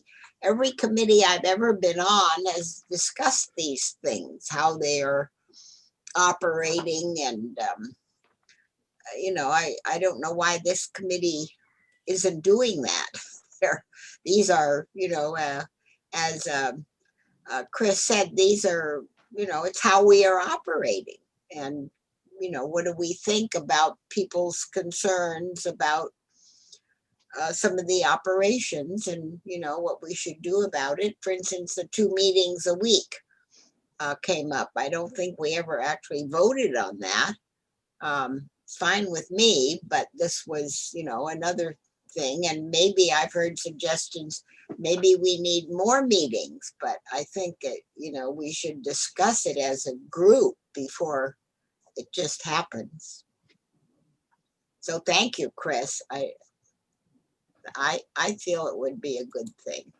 I've asked a lot of questions that none of you know about because we don't ever discuss it. Was there a way we can, the staff can kind of capture these issues, and if we need to go through them as a team, I guess we should. I would think over time, as we get to know each other and work together, that list will probably get smaller, and I would hope it would get smaller and smaller, but I guess I'm reluctant to add yet another meeting for this, but I'll defer to the group. I just wonder, is there a list of items that are outstanding that staff can share with us at the first part of the meeting? We just start ticking these items off or discussing them as necessary. Well, Sarah put out a partial list of 3 things you all have brought up. The first 3 I just read. I think what Carol's suggesting is just having it as a standing item on the agenda. If we don't need to talk about anything that's housekeeping related, we don't have to. But if we do, then it's an opportunity to bring it up. Matt, are you suggesting that you would like to see what it is on the agenda before the meeting? Yeah, just ahead of time. That would help. Sure. So if anybody has anything they want to add in that section, can let me know and I can add it to the agenda. Well, these 3 things have been brought up. Have they been dealt with? I didn't bring these up, but you got them here on the notice of the meeting. Yeah, I don't think there wasn't a formal discussion, but they had just been mentioned, so we can definitely bring it back.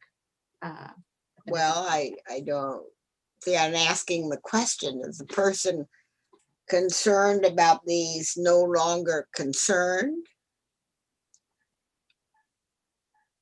I assume you all read these on the on her, wasn't on the agenda, but on the notice that went out. If no one's concerned about, I don't know who brought these up, but if no one's concerned about these anymore, then we don't need to discuss it. I think Carol brings up a very good point, which is I think if I interpret you correctly, we need to close a loop on these discussion points, make sure that we're satisfied with the answers before we move on. I think that's a very good point. So Carol, would you read them again for the? All right, the first one was, and Sarah says here, based on the discussion at the last meeting, the following items have been noted. 1, concern about the amount of material for review. Okay. You want me to read all 3 or do one at a time? Yeah, all 3. All 3. Second, concern about the time frame within which the material was provided. And 3, concern about the amount of agenda items and length of meetings. Okay. All right. On the last one, that looked to me, I think we're getting better at these. They seem to be ending very close to 8 o'clock. Of course, I think you do a good job of keeping us moving along. Kind of moving along. Personally, I've been pleased by it. I feel like that's less of an issue these days. Agree. Okay, so we've got that under control for now. Don? I think the amount of materials are important. It can take a great deal of time. And then to today's report, there was an agenda, or an item, a summary of the report from Burton Valley. And it was in a form that, in terms of trying to read it on the computer, I could not see it. It's just too tiny and it's too many pages to print. And I said, well, eventually, if it's important, it'll come out and we'll hear about it. But I would like to know some of these things, but the way the thing is being tracked, there is so much information and yet half the page is blank with just a little bit of information in one side of the page. So I don't know how to solve that problem when we're asking people to reply on the internet the way we are. And if that's the way it comes to us, then maybe there is no solution, or maybe somebody needs to go through and edit and at least pick up the unique high points. What you can't, I don't want to have an editor telling me what is there. But if they can, in fact, summarize things that are very similar, because certainly many of the comments do tend to be identical and just said slightly differently. So, but I think if we're going to do our job, we do have to know what's going on. And we're not able to do that when we're isolated like this. This brings up I have the same comment Don does, but I get the printed material, and this is something I brought up with Sarah. I don't need the agenda printed every time, and some of the 1, 2, 3, even 5-page documents. But some of the big ones I would like printed that are like 50 pages. However, one agenda had the 97 pages of the housing element attached. So I got it again. I already had it. And if it's attached again, I suppose I'll get it again, because of course staff can't say, well, Carol only wants pages 3 and 6 and Don wants 8 and 10. And so I asked Sarah, this is one of my housekeeping questions, is there some way, people can get printed these 97-page things and, not just get printed just the agenda and 5 or 6 other pages. And I don't know if anyone else has that problem, but Don just brought up about this chart. Printed out. Have you all seen it? This is it printed out. Have you all printed it out? I don't think so. So, how do we solve this problem? Now, that's a housekeeping problem that we don't discuss. And Donna, I hope you got my email about sort of using the Zoom function on the PDF. I did see it, yes. If you're not able to do that, I'm more than happy to work with you to figure it out. I'll be in touch. Okay.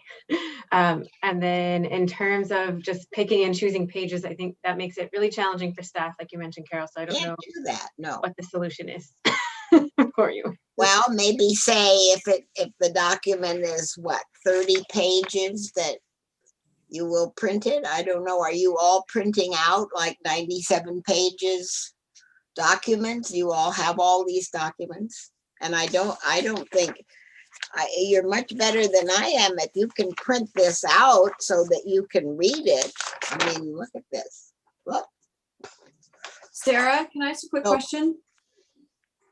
How long lead time do you need? Because if we can look online at what you give us, and then I can say I need X number of documents printed, how much time do I need to give you? Because I don't, I'm with Carol, sometimes I need it, like the housing document was great, housing element, but some of the other stuff I don't. and I don't want you printing and wasting all this time doing it. So how much lead time do you need to print up things if we would like it? So that way we could say, could you print out, 1 through 12 pages? You know what I'm saying, to make it easier for you, or is that more complicated for you? I don't know. It does make it a little bit more challenging if I'm getting different requests from different folks. Okay. And so preferentially it would be all or nothing from a staff perspective, but I understand how that might be wasteful as well. Okay. I mean, we can always try it and see how it goes. I'm a fan of that. I think that's an awful lot for staff. Yeah. Well, how many of us really need printed documents, Carol? I know it's just me and you and Dawn. I think there are 4 of us. And I guess everyone else is printing it all out, or maybe you can. I can't study 97 pages on the computer. I need to have it to. Yeah. So maybe it's because it's just a few of us. Maybe it's okay. The rest of we'll us try. Print it all out, and then I guess we're fine. It's just 4 of us. But if I said I don't need 97 pages 4 or 5 times. So I would volunteer to work with staff on getting the information off of Engagement HQ and the website, like the survey information, the feedback we're getting, into some reasonable order, so that we have, I don't know about the rest of you, but I'm trying to create a library for the next 4 years.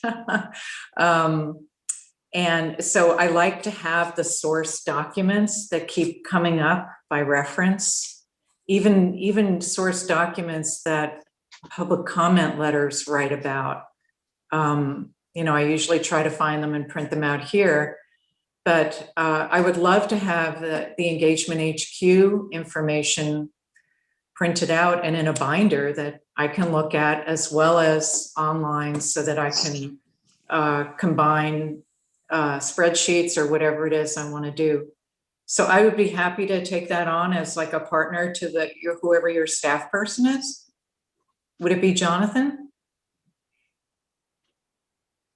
Actually, Renata's our star when it comes to Engagement HQ.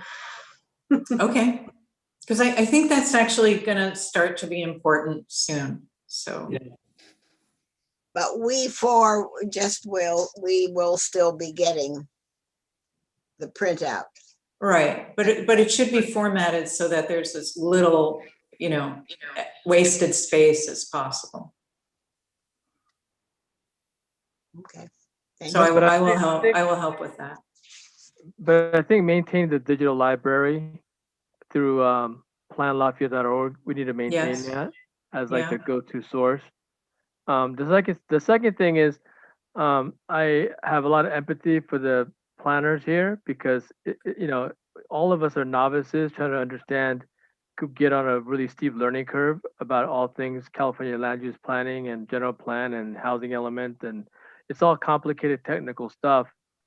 I think the staff is doing a really good job of feeding us the information that we need through these presentations, not more, not less. And so it's a real tall order, because they have in their heads, an entire profession, right? Which is huge amounts of information.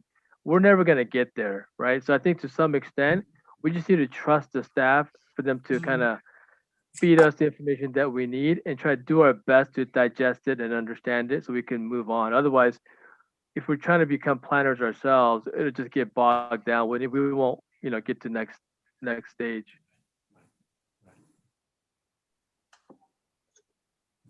Good point.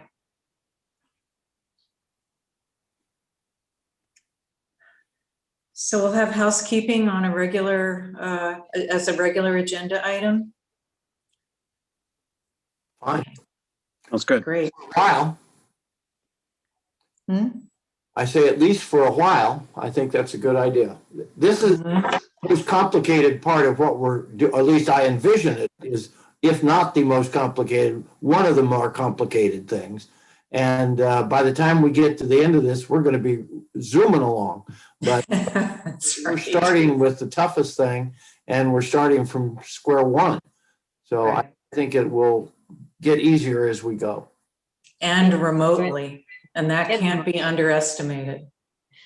I think you guys are doing a great job, by the way, coming up to speed really quickly and asking great questions. Thanks. All right, anyone else? So our next meeting will be on Tuesday, March 16th. We'll have we'll have two community meetings before that. The youth meeting and the community organizations meetings are this week.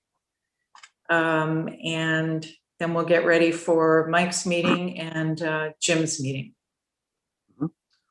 Oh, I have All a right. question. I have Yes. a question. How is the youth group put together? Was it announced through the schools or all the schools, or how are they getting the youth to sign on to this? Sure. So we are working closely with the Parks and Rec Department and the Youth Commission and Namrata, obviously. And they have a listserv of over 7,000 folks in the city, I think through Camp Awesome and all their other programs who they're reaching out to. And there was a question about how many people are registered for that session in particular, and it's about 60 people registered so far. And Stephen Heinsma of the Parks and Rec Department is putting out another blast to get folks in the know. Okay, and I had a question, is it, because I have two teenagers, grandkids, is it going to be the same presentation, or is it more tailored to younger people? Not necessarily high school even, but like 7th graders who might want to watch. A lot of this might go over their head. So is it tailored for, more for the kids or not? Yeah, we'll certainly be trying to do that. Yeah. we won't be going into state density law in the details. Okay, thank you. All right. Okay, anybody else? No? Great. Thank you all for coming tonight. Yep. And it was a great meeting, and we'll see you next time. And meeting adjourned. Okay, Thank good night. you. Thanks, everyone. All right. Take care. Bye. Nice job. Bye. Thank all. you. Have a good Bye. week. Bye-bye.